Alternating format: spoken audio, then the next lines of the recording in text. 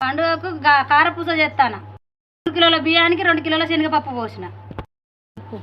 సరిపోయేదంతా కారపొడి వేసుకోవాలి, ఉప్పు వేసుకోవాలి,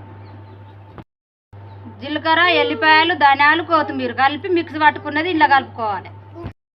ఇట్లా నీళ్లు పోసి కలుపుకున్నాక ఇక ఈ మెత్తగా అయ్యేదాకా కలుపుకోవాలి.